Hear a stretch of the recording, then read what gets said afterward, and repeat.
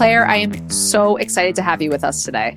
Thank you so much for having me. It's great being here. We are huge Nerva fans at this practice and on this podcast. So for that reason, I'm extra excited. Claire, tell us about your role within Nerva. And then, of course, we're going to talk about all things stress and gut health related. Yeah, I was lucky enough to start at Nerva really very early on. So the parent company above Nerva is called Mindset Health. And I linked up with Chris and Alex, who are the co-founders of Mindset Health, when it was them and one or two other people. So I was pretty early on in the Mindset Health journey. And of course, Nerva was the first product. And so very early on with Nerva as well. And, since I've been there, my role really is to develop the research arm of the company, making sure that we have high quality products and we're really engaging in creating high quality clinical trials and retrospective research. So we can, back up what we say about these products, that they really are effective for people, and push forward the research world. And we're going to talk about what specific studies you've done. And I know there's a tremendous amount of research behind Nerva, and I'm assuming any product that Mindset Health has. Yeah. And so just tell us really on this very kind of high level, what is the premise of gut-directed hypnotherapy? How does it work? Yeah. So, anytime anyone hears hypnotherapy, it's, you get the eyebrow raise. They're like, hypnosis? No. Yes. It sounds crazy. I understand that, and it's actually so fun to work in this field because we get to do so much education and really teach people about the power of clinical hypnosis. And hypnotherapy, there is that classical stage hypnosis, which is totally separate to what clinical hypnotherapy is. Gut-directed hypnotherapy it's a tool that uses relaxation to get patients into a deeply relaxed state so that you can offer suggestions around the improvement of GI function and really manage those IBS symptoms from a top-down approach. So I'm sure we'll get into sort of the mechanism of the vagus nerve and that bi-directional conversation that we all have between our brain and our gut. And hypnotherapy really helps manage that from the top-down approach. It's incredible. So really your goal in working with clients through this app is to intervene on the gut relationship from, like you said, the top down from the brain as it directs into the gut. There's a lot of dietitians obviously work with clients from a bottom up approach, right? So it's like, how do we do things that will affect the gut? I love this about Nerva and I love this about hypnotherapy, that when you kind of act on one part of the body, you can affect the rest of the body. Yeah. And, it's sort of naive for us to believe that we can manage the body without looking at it holistically. And I think, we can talk about having a dietitian managing from the bottom up or having a brain gut behavioral therapy managed from the top down. And really what we know about IBS is that the best management solution is all of the above and tackling it from both angles. And really, that is now the new gold standard of how to manage IBS. So it's not an either or, it's an and, I think is the best way to go about it. Absolutely. Yeah. And I mean, in any functional dietitian practice, we really hope, and I know certainly for our practice, that every single person is targeting every part of the body because all of them are so connected in their work. And I have hope that every dietitian is, and focusing on stress, and we'll talk about what stress really means. Walk us all the way back, Claire. How would you even define IBS in what we would think of it in clinical terms, and maybe how you think of it a little bit differently? Yeah, so IBS is a diagnosis of exclusion. So basically, it's a diagnosis that comes about when you rule a bunch of other things out. And then it's diagnosed using the Rome 4 criteria, which is 4 questions long and really is just ascertaining the amount of abdominal pain for a length of time and sort of the stool consistency that goes along with that. But again, it's not something that's diagnosed with a blood test or a scan. It's that diagnosis of exclusion. I think that's very much used in a research setting, and it's also used sometimes in a clinical setting, but not always very strictly. I think you have to look at IBS more holistically, and the way that we prefer to look at it is through the biopsychosocial model. So the biopsychosocial model, long tongue twister of a word, but really it looks at genetics and early life factors and how they play in, and then also the interplay between psychological factors, stress, anxiety, depression, and also GI. IBS can start with an infection in the gut and then manifest into something longer. And so it's looking at these three factors and how they all play together. And so I think that's why, when you have an IBS patient sitting in front of you, it's not ever the same story of how they've arrived with these symptoms, how they've arrived with this diagnosis. And looking at it from the lens of, okay, we know this biopsychosocial model is at play for every patient, but the exact picture of what that looks like is going to vary so much from patient to patient. And really getting to the bottom of where that dysfunction is coming from and then addressing that for that patient. I think, when you look at the 4 questions of the Rome criteria, it doesn't even scratch the surface of really what's underlying IBS. Absolutely. And for you, would you say there are people who have perhaps more in one category than another? Like they have more of a biological issue, they have more of a social issue. Is that what you see, where the balances can be very different from person to person? Yeah, it definitely can. So many IBS patients are told, and we're working relentlessly to change this conversation, but so many IBS patients are told that it's all in their head or it's all stress related. And that can be so alienating. And understandably, I mean, the symptoms are so real and so painful for patients. And, I think that the old sort of notion that it's all in your head is obviously, we know now, very wrong. And it really can be a spectrum for people. So there is people that have really strong food triggers or, really, really strong GI triggers. And then there's patients that have more psychological triggers, and it's a spectrum along those two categories. However, I will say, when we think about the role of the psychological factor in IBS, that it's more of a cycle. And so we call it the IBS stress cycle. And that even if it is more food trigger based for patients, the actual symptoms themselves can cause stress and anxiety. If you're constantly out and about and, scanning for the nearest toilet, that itself causes stress and anxiety, and that can play into the symptoms. So even if it is 100% food triggers for patients, which I would argue it's not always 100% food triggers, but let's, for the sake of the argument, we'll say it's 100% food triggers, that even the symptoms themselves cause stress and anxiety that play into that. And so it's a spectrum of where people sit between the food triggers or psychological triggers, but they both play a role. Absolutely. Yeah. And I think not only do the symptoms create new anxiety, like, oh my gosh, why is this happening to me? I'm so frightened by this. Is this going to keep happening? Where's a bathroom? How am I going to get through this? In addition, it then sets people in the perpetual cycle of anticipating symptoms, even when they're out of flares, which then plays into that kind of limbic system, nervous system involvement. Can we speak into that a little bit as well? Yeah, absolutely. They're one of the main CBT terms that are used in our psychoeducation in the Nerva, but really in any CBT-based education for IBS patients. You're taught a lot about hypervigilance and catastrophizing of symptoms. The hypervigilance that's built around having long-term IBS symptoms is very real. You have the slightest gurgle in your digestion is going to set you into being so vigilant about what that is, and chronically having to think about it, check for toilets, check for where you are, stress about, if you're going to have access to a toilet. And so that thought pattern absolutely leads into creating more symptoms, but it's such a difficult thing to break out of because, oftentimes that gurgle could actually be an IBS flare, and you do really have to plan for these things. And so it's about, we talk about teaching about these things, but then you really do, it's not enough to just teach them. You have to get the symptoms under control for then patients to feel like they have any control over this catastrophizing or hypervigilance.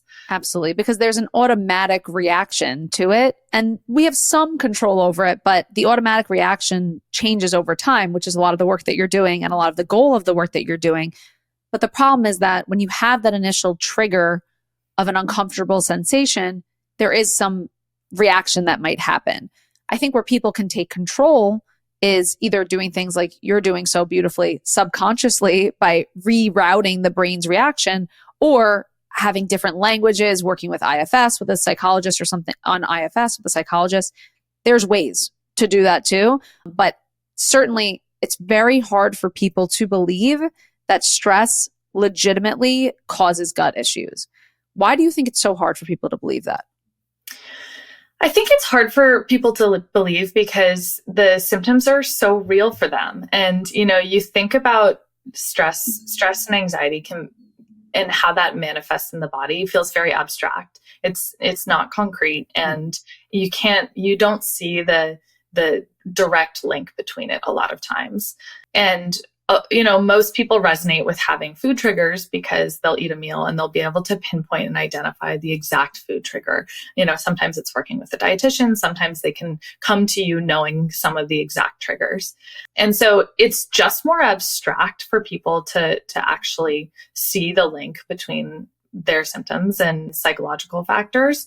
I think once you're sort of more educated about IBS and educated about the vagus nerve and really how the body affects the brain in many other ways, that you start to sort of have you start to gain a better understanding of how it works. And then, you move away from, okay, it's not all in my head. It can certainly be food triggers. It can be other things, but this might play a role.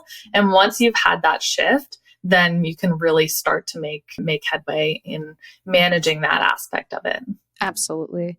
Yeah, this idea that stress is non-tangible or intangible versus the fact that our symptoms are so tangible, that I think that is the divide. That's such a beautiful way of phrasing it too, because we can't believe that something abstract is causing something real for us, that we almost put stress into the category of something spiritual or unmeasurable. And I think what makes that also uncomfortable for people to target is that generally they are not able to tangibly target stress. So it's hard for people. They can target their inputs for stress, but they can't target stress being actually lower. So I think a lot of people feel like if I'm doing hypnosis or I'm doing meditation, it's not doing the thing I needed to do because I need Pepto-Bismol right now. It doesn't register as being anything more than unmeasurable for people, I think.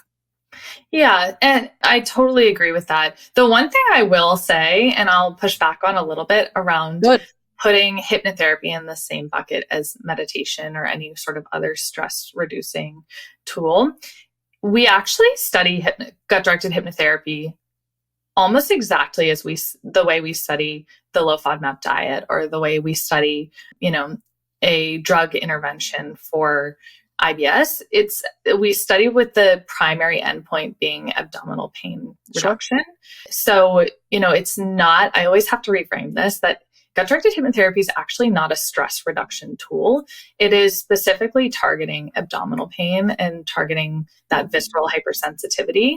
There is the peripheral benefit of stress reduction, anxiety reduction in depression, but it's not, we don't see it have the same effect as meditation or cognitive behavioral therapy or other sort of coping tools and stress management tools. It is a specific tool targeted towards that visceral hypersensitivity, which is kind of interesting. It puts it in a slightly different category, but of course there is that peripheral benefit of reduction in anxiety, stress, depression as well. Yeah, I'm not a huge fan of recommending meditation for people with gut symptoms that are very active, because generally being really present inside of the gut symptoms can then create more symptoms and more discomfort. That awareness is actually quite uncomfortable. So thank you for that divide. And I've seen it with thousands of clients before. That divide's really important, to just say, just relax and sit with your symptoms, just breathe. It's actually more dismissive than what you're talking about, is that gut-directed hypnotherapy is not a indirect approach to healing the gut or working with IBS or managing IBS symptoms.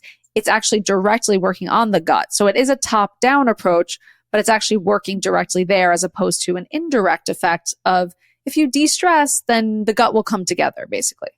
Yep, absolutely. There was this great study that was done a number of years ago now that was actually a balloon distension study. I'm not sure if you're familiar with it, but it was looking at visceral hypersensitivity. So those overactive nerves that line the gut lining. And really that's what is one of the main causes of IBS symptoms is this visceral hypersensitivity. And in this study, they looked at patients with IBS and then patients who did not have a history of IBS. And they actually inserted a small balloon in the patient's rectum, which is not a pretty study, but we're all used I hope they got paid like quite a bit for that. We really hope those reimbursements were high for this one. I really do hope so as well. But they actually inflated the balloon the exact same amount in both cohorts of patients. And in the patients with IBS, they reported feeling more pain and more discomfort than patients without IBS. And so it's such a great way to actually visualize what's happening in these patients that it's not, there's not a different, amount of pressure in the digestion of these patients. It's just that these oversensitive nerves are reacting more strongly. And so the target of gut-directed hypnotherapy is calming those nerves specifically. And I think when you think about it like that, it feels less, like we were talking about before, less abstract, less stress reduction, and more really a targeted management tool. The nerve therapy, you could almost say. Exactly. Yeah. Well, it is a nerve therapy. Yeah. Tell us also, walk us way back. If anyone's listened to an episode of this podcast, the vagus nerve has been mentioned, but I always like to hear how you would define it and how you would present it. Talk to us about this relationship between the gut and the stomach through either the vagus nerve or any other mechanisms. I'd love to hear.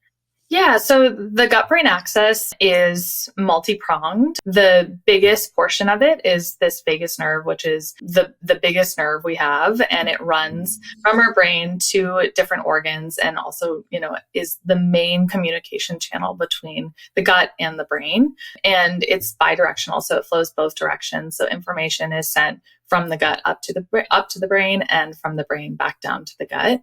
And, the classic example of experiencing this, if you don't have IBS, is feeling butterflies in your stomach before you go on stage for something. There is this conversation that's happening. When you do feel nervous, you can actually experience gut symptoms and vice versa. And so there is this conversation along the vagus nerve.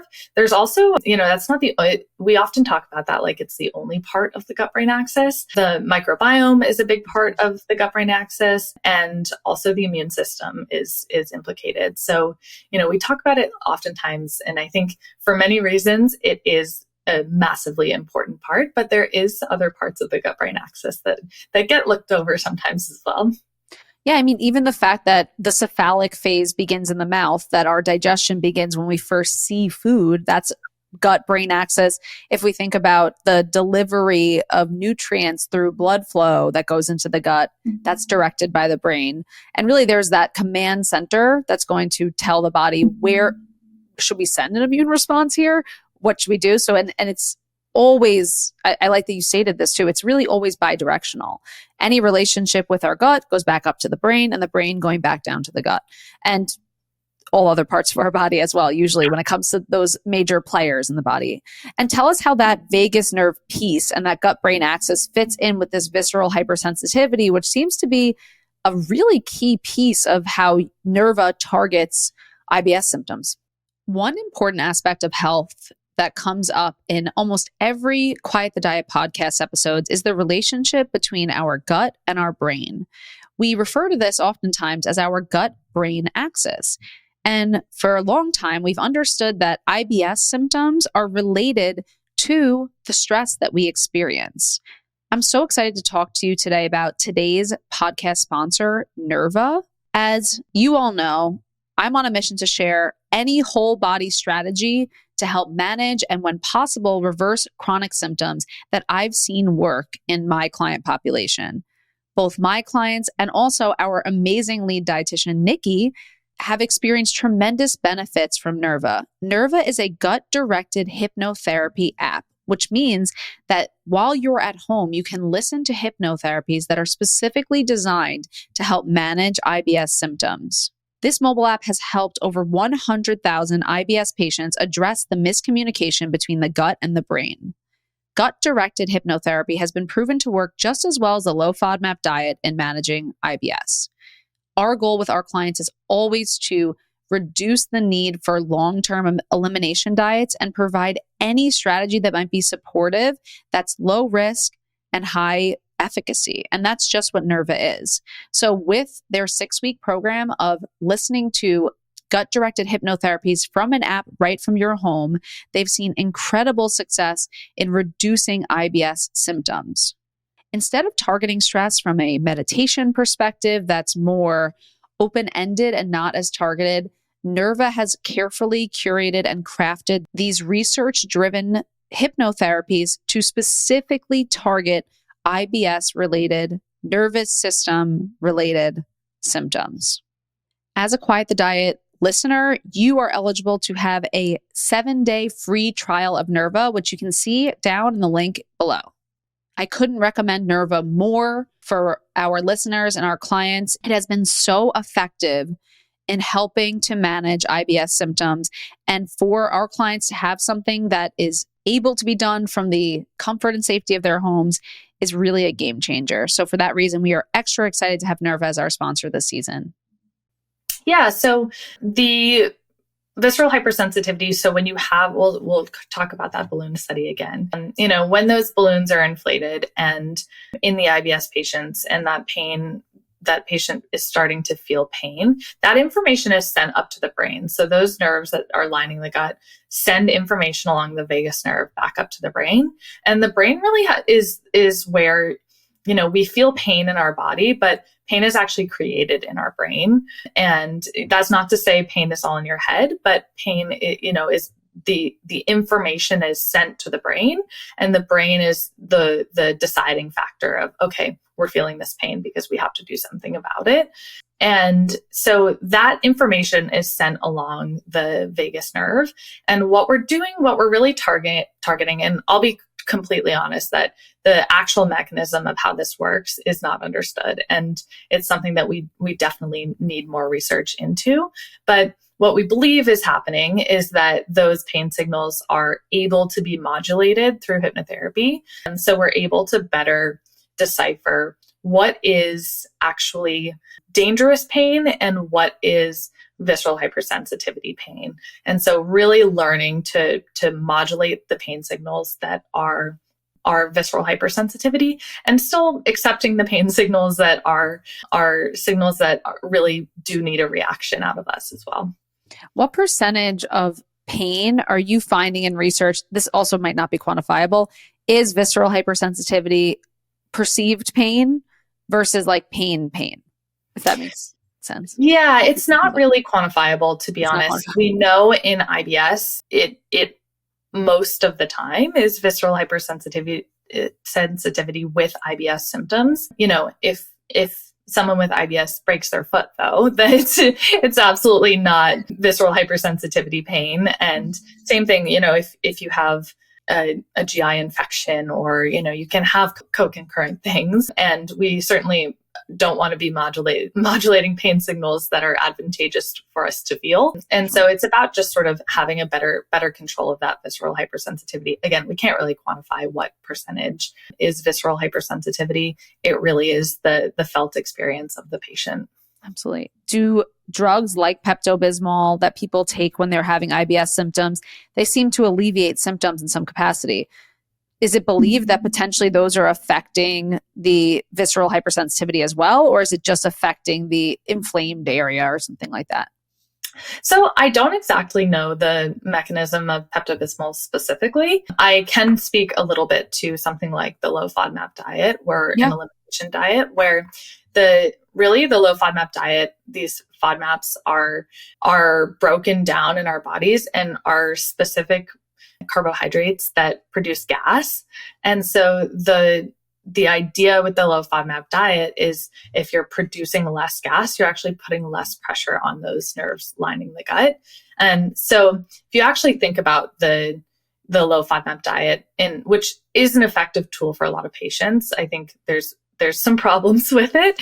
But I think the premise of it really is that it's supposed to be short term, and it's really a way for you to be able to reset those nerves and give them a little break, so they're not constantly having pressure on them. And then, being able to reset and have them sort of start acting appropriately. The reason why the low FODMAP diet is not meant to be a long-term solution is that, these FODMAPs are not bad for us. They're actually really, when you're cutting out all FODMAPs, you're cutting out a lot of nutrients in the diet. And so you really want to be careful to reintroduce as many of those foods as you possibly can. But it's actually working on the same mechanism of putting less pressure on those visceral hypersensitivity, those nerves lining the gut, so that they can sort of have a break and reset and start sort of sending appropriate pain signals. And is that pressure that can be on the nerves both physical, or it can be a mental pressure, or is it literally that they're pressing on the nerves with distension? So it's actually quite literally physical pressure on the nerves. We see that with the balloon study I was talking about. Actual pressure on the nerves is causing pain signals. It absolutely can be, like I said, a psychological. If that is part of it, then the visceral hypersensitivity can come around from psychological factors, stress, anxiety. But again, it's sort of on that spectrum we were talking about. And we don't know. Again, there's no quantifiable number for each person has X amount of things. Do you think that someone who has a strong biological disposition for IBS or other gut conditions, and I'm putting IBS in quotes because, again, it's a diagnosis through exclusion, of course. Do you think that someone who has that, through having managed the psychosocial component of it throughout their lives, or just not having major, trauma inputs throughout their lives, may go on to not develop IBS in the first place? So it's hard to say, right? It's really subjective. It's a really hard subjective question. Yeah. It's really hard to say. And, we don't have a good answer for that. There's certain things that we are now seeing that may predispose you to developing IBS. So early life trauma is one of them. But I think it's hard to say the other way of, Sure. What would have been, who knows what would have been. No. So this idea I have about elimination diets, and I'm really glad you brought up a low FODMAP diet too, is that if we think of the gut as being kind of like on fire and your nerves are on fire, you never want to pour fuel on that fire. And then once the fire is doused, if you could put a little fire in and there's no oil there, so it doesn't matter. And that's kind of the visual I have for these. And also in the work that we do, that's really important because long-term elimination diets have psychological consequences, physiological consequences, and are not something that we recommend.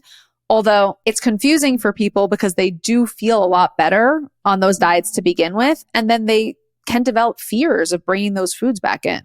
Yeah, it's all too common. And there's a whole new category of eating disorders that have come about because of elimination diets, which is ARFID, which is avoidant restrictive food intake disorders. And it's exactly that, what you're talking about, of people do feel way better when they're cutting out foods that are causing symptoms. And then there's this long-term fear of reintroducing foods. And you have people who are just not getting enough nutrients in their diet because they're afraid to reintroduce foods. And so I think specifically in cases of people who, do feel symptom improvement when they're cutting out and eliminating different foods, it's important that you're able to manage those symptoms in other ways and work with the dietitian, reintroduce foods, try to get variety back in the diet because, our Dr. Simone Peters, who has created the protocol for the Nerva app, she always says that, and it always resonates with me that, she's like, I don't have IBS, but if I were eating just rice and just dry chicken all the time, I would have gut symptoms too. And so there's something to be said that, even if you're eliminating foods because you feel that and it is causing less symptoms for you, if you eliminate so many foods for such a long period of time, you're going to cause other problems because of that. And so it's really important. We have other management tools for IBS, like hypnotherapy. There's other solutions as well. And it's important that you can work with those so that to reintroduce foods into the diet. And I often look at digestion as being something that, again, When the fire is burning, we don't want to pour fuel on the fire. But when the fire isn't burning, our gut likes challenge. We actually need to have some sort of work to do in the gut and some sort of challenge. So if we make our world smaller and smaller through the foods that we're eating, the activities we do, our bodies are very efficient and they will follow suit. And our capacity to digest more foods or live a bigger life gets smaller as we perceive things as being only as safe as what we're doing. Can you speak into that a little bit too?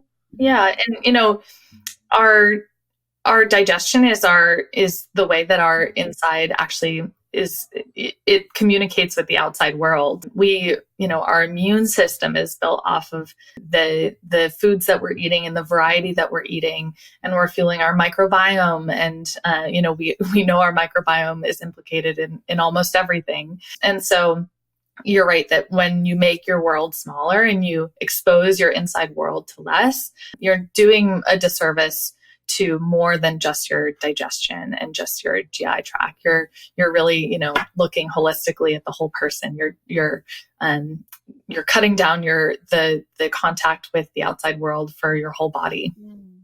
Oh, that was so beautiful. Thank you for saying that too. I don't want to cut off contact. That's the feeling I got when he said that. I don't want anyone to cut off contact with the outside world. Communicate, be connected.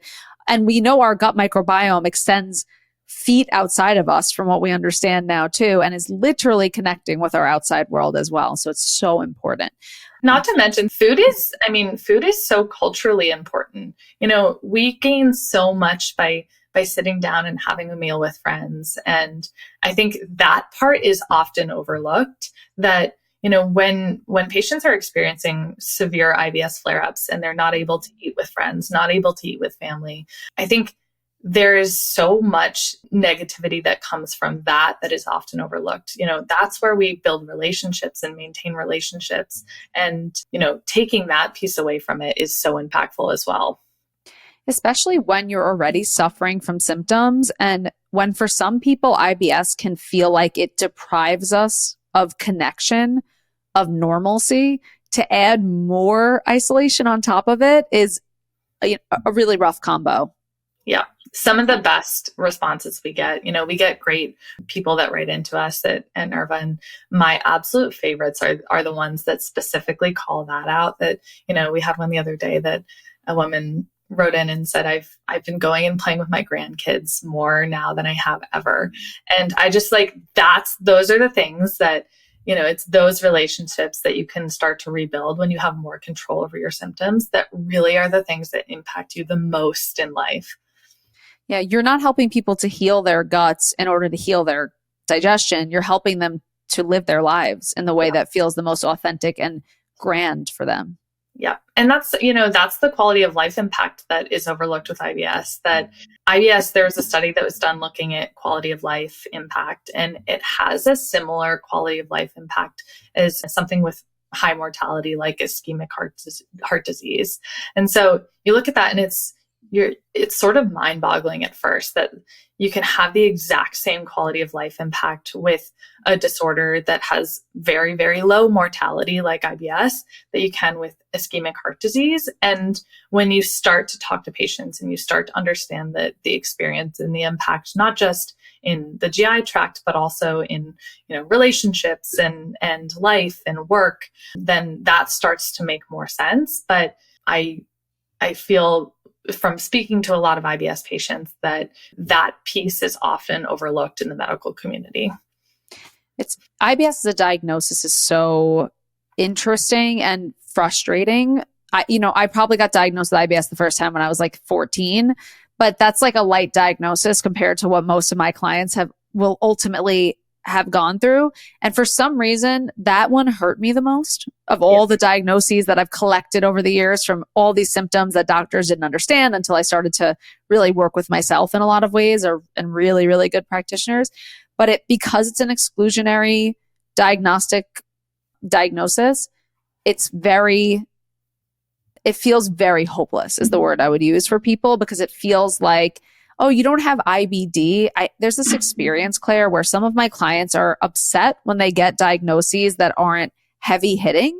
Yep. And I know people who are not chronically ill find that very hard to believe. They're like, wouldn't you want a less scary diagnosis? And it's like, Honestly, no, because at least there's a pathway forward. At least people will take you seriously. I notice a lot with IBS that people do not feel like they're being taken seriously. Have you seen that too? Yeah, absolutely. That is so common across IBS and the experience of patients. And it's so sad because we do have options now. And I think we do so much work in trying to educate healthcare providers, educate GPs, educate gastroenterologists that, there are good options now, and it doesn't have to be this diagnosis where you get diagnosed and then you're fine, you're not going to die, go on your way. And that's that you can understand why that feels like absolutely tragic to people, because again, the symptoms are so very real. Yeah. And the perception also of someone with IBS is like, well, your symptoms are either like everyone else's or you're being like dramatic, but it's really not that you're being dramatic. It's that kind of your nerves and your gut are being a little bit dramatic. And that's okay. It's okay. By the way, I love dramatic people. I think it's I'm very dramatic. I'm dramatic. Exactly. Yeah, we're dramatic. Exactly. It's good. But it really is that if you're having and hearing that experience, I want people to hear that there is actually a dramatic response happening, but it's very real and very physical. Yep. Absolutely. Yeah. Tell us, Claire, walk us through Nerva and walk us through some of the research you've done after. But first, tell us, what is Nerva? Yeah. So Nerva, we created Nerva because there is amazing research that has been done in gut-directed hypnotherapy going back to the first clinical trial was done in the 1980s. And there's been 15 or more since then. And, it has amazing results. It was first studied in severe refractory cases of IBS and has since been studied in a very general IBS population. And the problem with it really until about 5 years ago was that it was completely inaccessible for patients. There's no providers who are offering it. There's about 400 GI psychologists in the world. So it's something that is very inaccessible, even though the research was very strong. I know in the US, the term hypnotherapist is also unregulated. So it's difficult to know what you're getting when you're going to a hypnotherapist. But we partnered with Dr. Simone Peters, who is the clinical content creator for Nerva. She ran a clinical trial out of Monash University and developed the protocol and partnered with her to actually deliver it via a mobile app. Hypnotherapy is all script-based. And so it's actually a great candidate to be delivered via an app because you can actually just record the audio of it. And it's the exact same thing that is delivered in clinical trial in person. And so the app itself is 6 weeks long. So exactly the same that is delivered in clinical trial in person.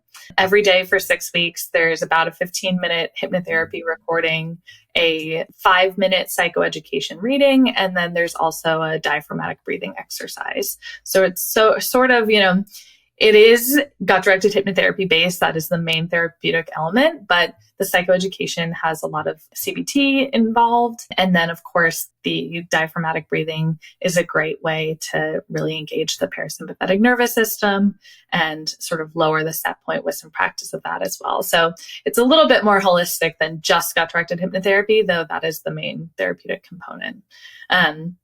So that was a lot of information, I know, but it's basically the 6-week program is app delivered. And we know that patients really see great success with it. 89% of our patients self-report better management of their symptoms, and 64% see a clinically significant ability to manage their abdominal pain specifically.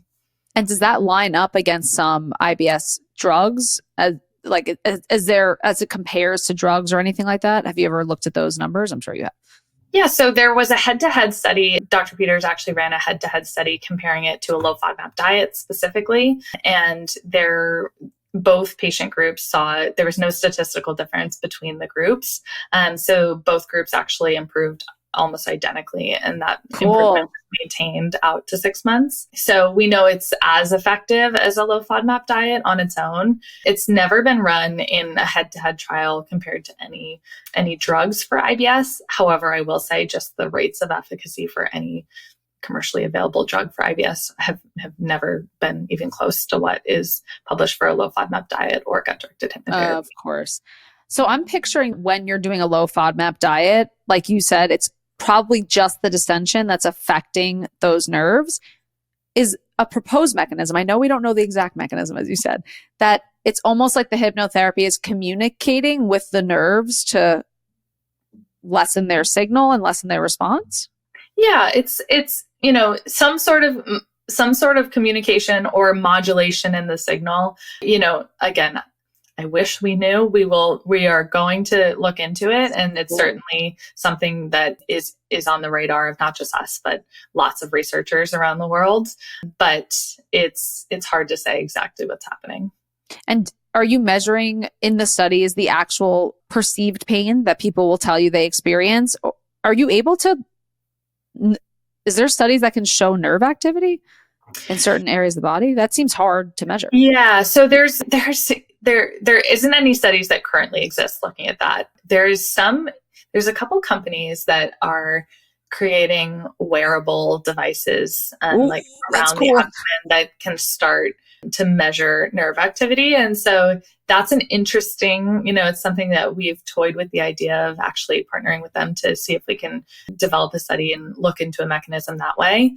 It's not been done yet, but I think that's an interesting area we could go into. I mean, I have to tell you something. If you tell me that something is effective for 89% of people and is extremely low risk and very low time or energy involvement for people, you've already sold all of us. However, I'm just interested because it would be fascinating to have the other data. I think, again, for people, it's really about drawing that connection between the intangible, which is stress, let's say, and then doing something really tangible like Nerva is so helpful for people, because then you're saying there is a specific directed program. We understand how it impacts. You really just have to show up. And I think that makes it really easy for people. And that's accessibility, I think, is so central to your mission. And I think when people are suffering from chronic illness, the last thing they want to do is think about every single thing they have to do to help their condition, because that's going to make them activated, uncomfortable, and possibly even symptomatic. So the fact that you're laying it out for people, I don't know if you know, that's also a really big deal. It's just having it laid out and say, this is exactly what you do on this day. Yeah. And I totally agree. Just having it's that path that you can look, exactly what you have to do every day. And also, we have education in the app around this, but if you miss a day, it's not the end of the world. In the studies we run, it's actually we see no difference in effect with patients that listen 5 days a week or more. And so I also think there's something to be said about giving yourself grace. If you miss a day, it's not the end of the world, and you can pick up where you left off and just keep going. We too often beat ourselves up for not adhering perfectly to whatever the plan is. And, I like that we've done the research to look into that, because I think it's so important that, if you do miss a day here and there, that's okay as well. Absolutely. Is there any research or understanding around reflux or IBD or any other gut conditions as well? Yeah, so there is definitely research into upper GI. So dyspepsia, we are toying with the idea of developing a program for dyspepsia. There is great research out of the University of North Carolina of Oliver Palson's group. They've looked into hypnotherapy for dyspepsia and for upper GI conditions. And it seems to be very effective for that as well. The Nerva app specifically has lower GI focused suggestions. So at this point in time, it wouldn't be appropriate, but it's definitely something that is on our radar, and I think is an option for patients that are suffering with some disorders of gut-brain interaction on the upper GI end. In terms of IBD, we've just registered a clinical trial. We're looking at, we are looking at patients with well-controlled IBD with suspected IBS overlay. So, we don't believe that hypnotherapy is going to be effective in actually managing IBD flares, but a lot of patients with IBD have some IBS overlay. So even when their IBD is well controlled, they're still experiencing symptoms.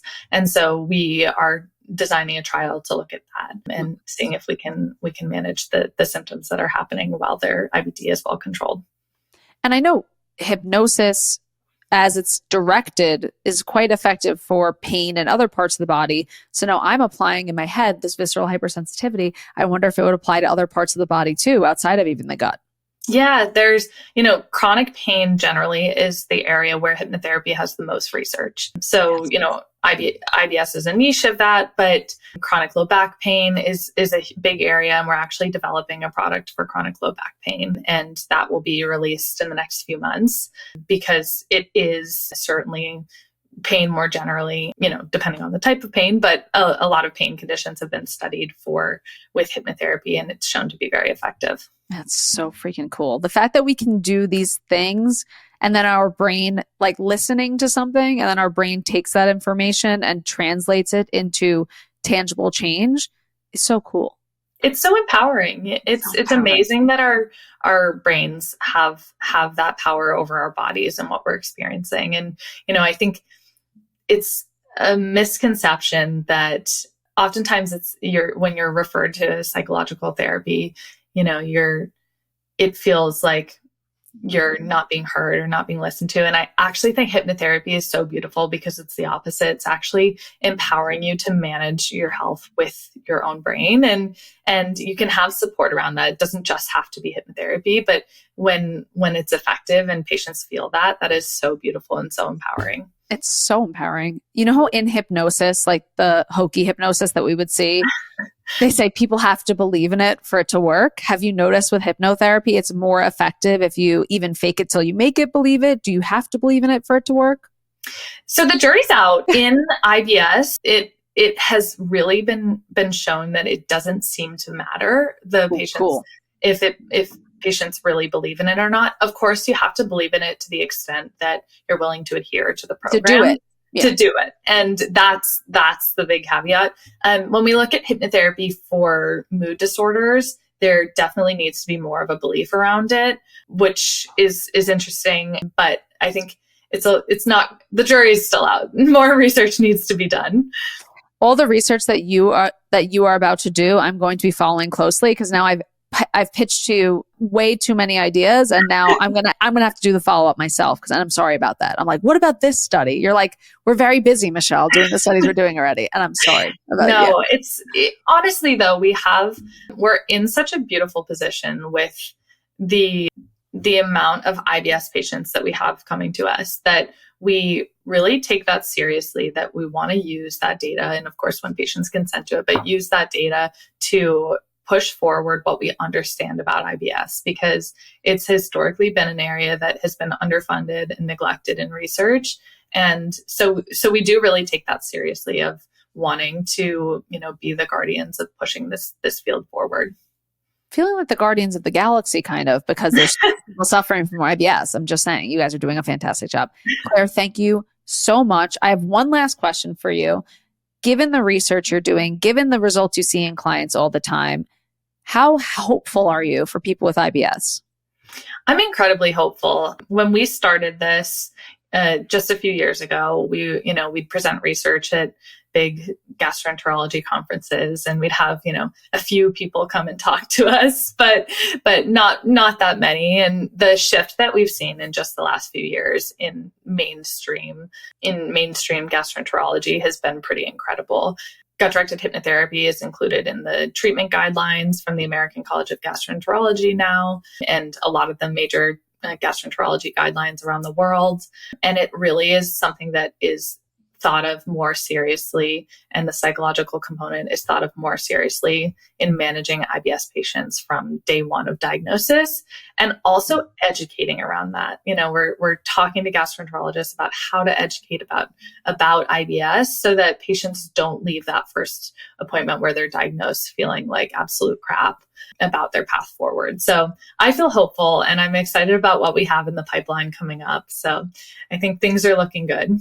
Well, we will definitely be following. Nerva is the season podcast sponsor, one of our amazing sponsors this season, for a reason. We believe in what you're doing. Our clients have had amazing success using it, and we just can't wait to see what's next. And thank you so much for coming on today. Yeah, thank you so much for having me. We'll definitely be in touch, and I'll keep you posted on what we're up to.